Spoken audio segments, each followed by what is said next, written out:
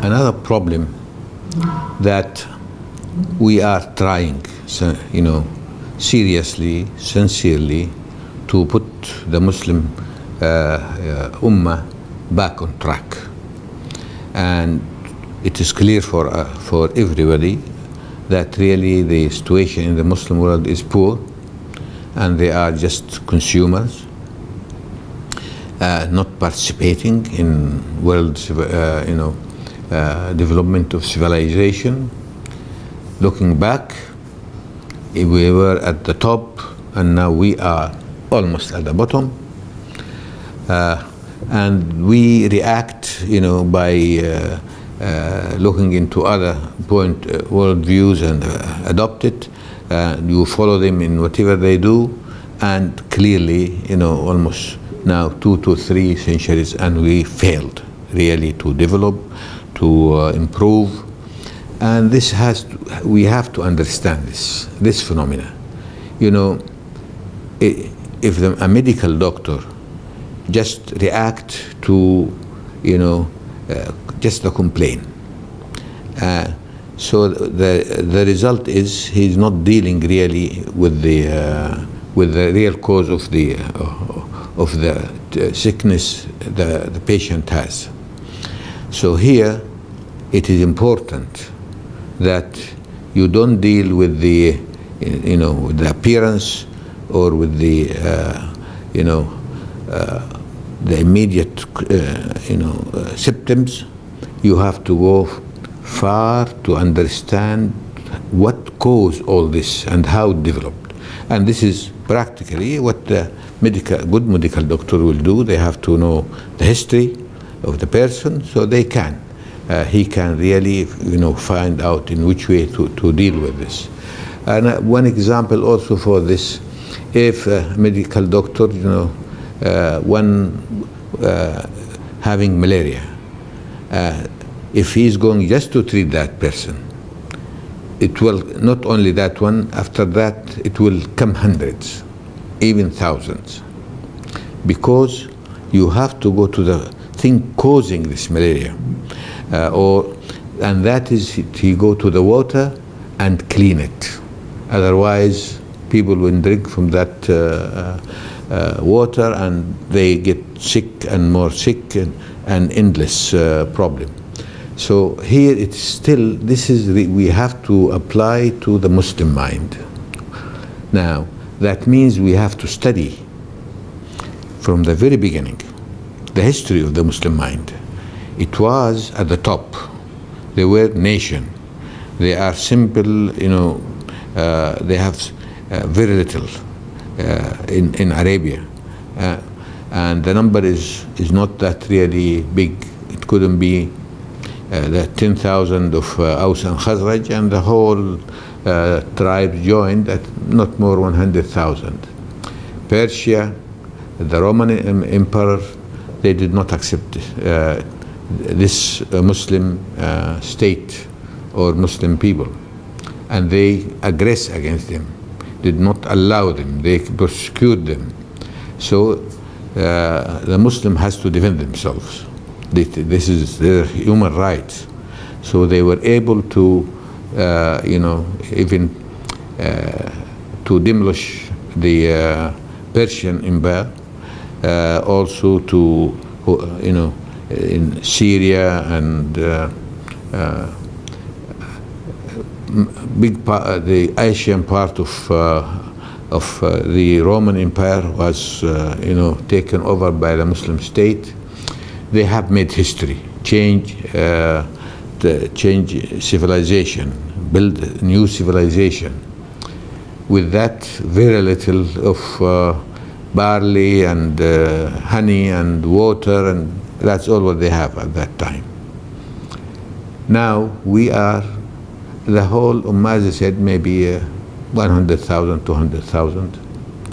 Now we are 1.5 billion, going toward 2 billions, and we are nothing.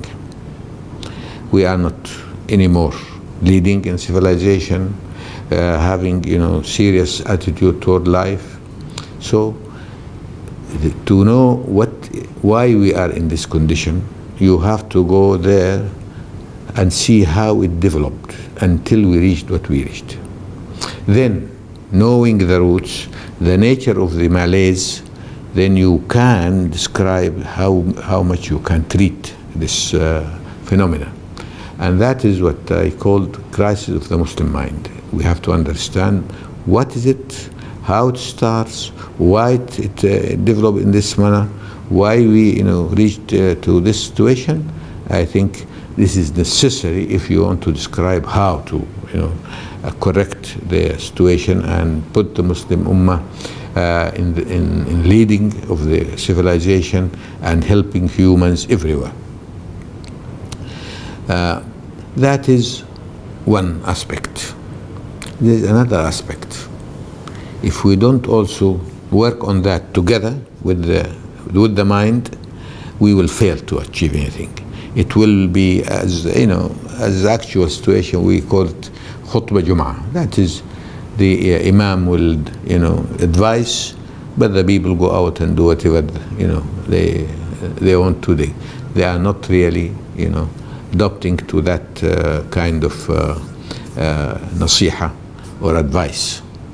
For example, no doubt we know that lying is haram, but people listen to the Imam saying it is haram, and they go out and live their actual life, which is have a lot of this lying and cheating and what we see in the actual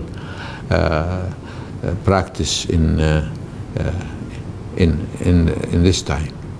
Why?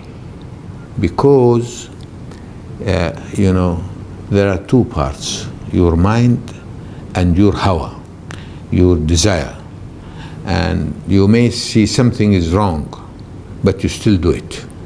It is right, but you don't do it. The reason, but hawa and desires of the human is not going on the same line with his mind, and that means tarbiyah.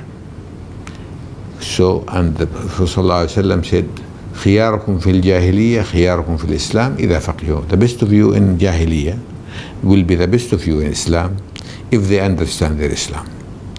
Meaning, if he is courageous, he will continue courageous. If he is firm, he will be firm. If he is honest, he will be still honest. The other, if he is poor tarbiyah, will be the same person. He won't be courageous, he won't be always telling the truth and so on. But sure, being a Muslim is better than not being a Muslim. So you cannot change the desire of the self, the way it behaves, if you don't take care of that from childhood, and to make it the unconscious of his way of thinking.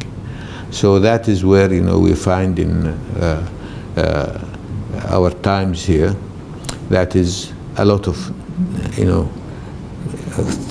way of tarbiyah which is poor, which is anti-Islam. We go to magic, we go to ayn, they don't understand this. They think that Allah sent angels to tell people kufr, and they say we are fitna for you. That is all. They don't understand Islam. They don't understand the Quran. They don't and that is why we end up with superstitious, poor, not taking our life seriously. Do what we should, and we know that we are responsible and we can do it. But that's we just sitting fearful. Also, the address to us as Muslims, always not as a mu'min who Allah subhanahu wa ta'ala love, and he should love Allah. Allah give him a lot of good things and give him chance to be the best of the creation. But they address us not al-Wadud, al-Ghafur, al-Rahim, encouraging us to go back. Allah will be happy with us, forgive us. No, we talk to us as if we are, the people who are really disbelieve, want to suppress others, to make injustice to others. This, Allah will be unhappy with them. So they are dealing with us, frightening us. If you fear somebody or you you cannot love him. So we are just fearful, and that is why our relationship with Allah is not love, it is fear. And if you fear or hate, you cannot love.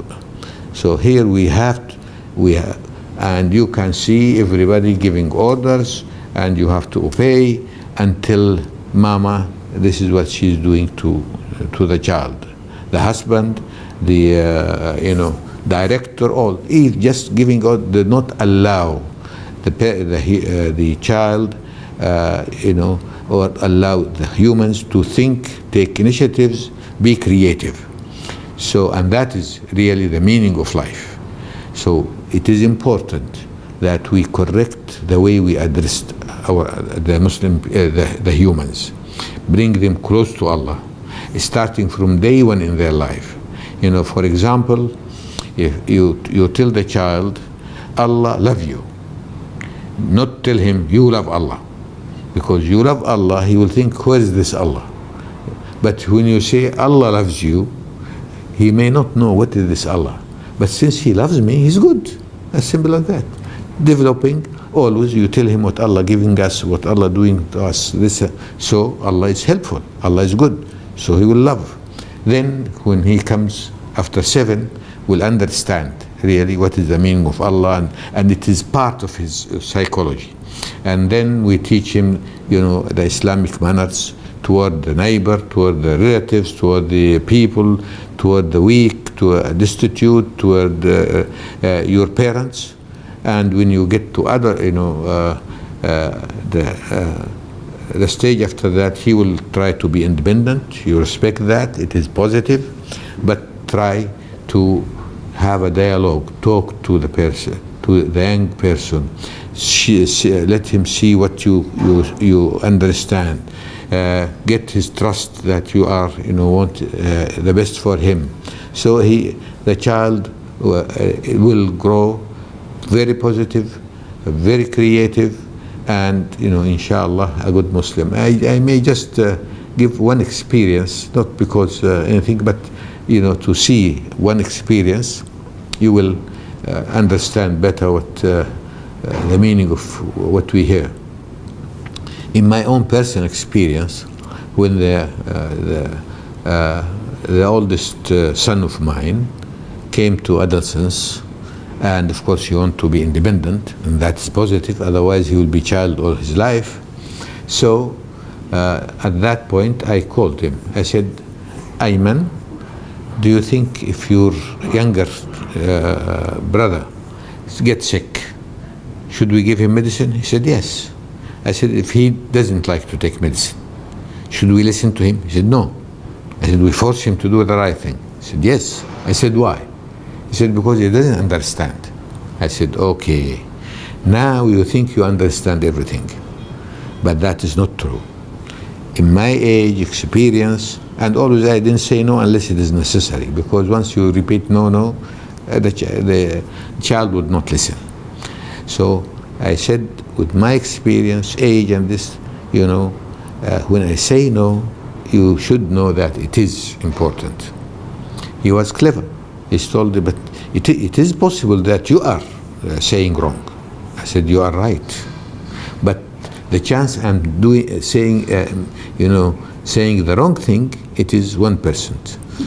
The chance that you saying the wrong thing, it is 99%. Take my risk. So alhamdulillah, we were always friends, talking to each other, very, he is very calm, positive. So here, this is what I say, we have to learn how to raise a child, how to deal with a child. And then you will get a positive, good man, good human being, loving to Allah, doing his best to achieve what he can, to gain his living, as a fard and as a society with the proper thing. Allah doesn't want anything from us except to live in the right, proper manner. That's all what it is. So here, the mind has to go with tarbiyah, with the psychology. They have to go together. Otherwise, even if you know it's wrong, but you cannot really make use of that. The third aspect, which it is important to make the mind and the psyche go together and be positive and achieve. That is worldview. Who am I? Why am I living? What is my responsibility? And it has to be something which really you feel that you have to do it, and then you will go for it. But if you have no worldview or poor worldview or wrong, then either you do the wrong thing or you really just sit and wait death and just looking for few things just to eat. And this is what is happening to us. We have to recapture this, the Islamic worldview, the Quranic worldview, where you are here Khalifa. You have this chance to do the right thing. And whatever you do, if you do it right, it will be even in eternity right. You will be peaceful in your life, and you will be in happiness and paradise in the hereafter. If you are bad and you really want to kill, to rape, to do crime, to suppress, to make fasad, okay, this is what you choose. So your life will be really, in the real sense, miserable, because you know it's wrong, and it will be in the hereafter also miserable. This, what, and the Quran says, اقرأ كتابك كفى بنفسك اليوم عليك حسيبا. Read your book. That is, what you have done. You will, decide, and you see how you decided to be. So that it is you deciding, what kind of fate, if it is in this world or in the hereafter. These people who are really criminal, they are not happy. They are really conscious that it is wrong. But you have the wrong psychology, the wrong mind, so it result in poor behavior, and then poor results in the hereafter. So it is Allah says الذين آمنوا وعملوا الصالحات لنحيينهم حياة طيبة ولنجزينهم بأفضل ما كانوا يعملون. The people who have good belief and good behavior, we will give them peaceful life and good life, and also in the hereafter they will get the good reward. Now, what is good life? Is it money? I think we are wrong if you think it is just money, because if you get it in the wrong manner, it's wrong, and you will be inside, worry. That the result will be, it is going to be bad for him in life or in the after. So, for example, a good government, people will support. If it is no oppressive and and all this kind of thing, they will revolt, assassinations, all this kind of problems. So they always run away from themselves, going into tours, having at night playing card, playing, all kind of things. They are just running away. For the person who do it right and do his best, when night comes, he will go, put his head and sleep with good conscience, no fears, no trouble. And that's good life. For example, if we look at life as money, and so look here, if you have, your food table 1 mile long, can you eat more than your stomach? No. If you have a palace of 1,000 rooms, can you sleep except in one room? Do you need more than 2-3 suits? The rest is really nothing real. So it is important that you do the right thing and you do your best, and for sure you will have a good life here and the hereafter, inshallah. So I think we have to have the right worldview, and we correct our mentality and know how to make good tarbiyah. these three go together, and no doubt, inshallah, the person will be very happy, very effective, and also the whole ummah and all the people, will be really real ummah who is doing, the right thing. So this is how we, can start, inshallah, doing the right job, achieving the right goals, and be the right ummah. Here also I may, I may speak about why we are not ummah. We are not ummah, we are individuals. While the early Muslims, they were ummah, nation. And every species of animals also, they are ummah. That means the species, get together, help each other. But if they are animals, they are to aggress against other. If they are the spiritual ummah, that too they will be doing the right thing, helping. Now let us see how. There are two concepts. If we mistake how to deal with them, we will end up individuals like us. We have been a billion and a half and going into 2 billions, but we are miserable, we are fighting each other, we are getting the least, all exactly, doing the wrong things to ourselves, and that's why 1.5 billion, they have no value. They are not really producing in the real sense. Now, how this happened? There is taskhir, that humans or anybody, they have different job abilities and different jobs to work and make life, real. But if we are all the same, we don't need each other. If it is electricity all positive, it won't get to electricity. So taskhir is positive.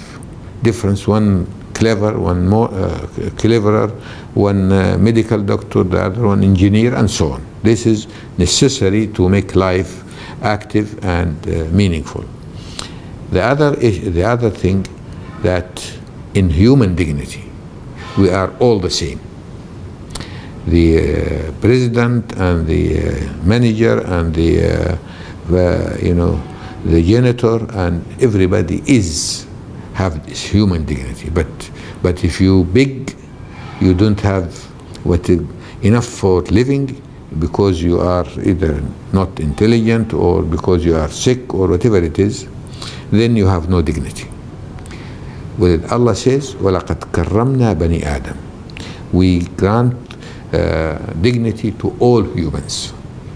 And so we can see it in how it happened for the Ummah, the starting of the Ummah and the first generation.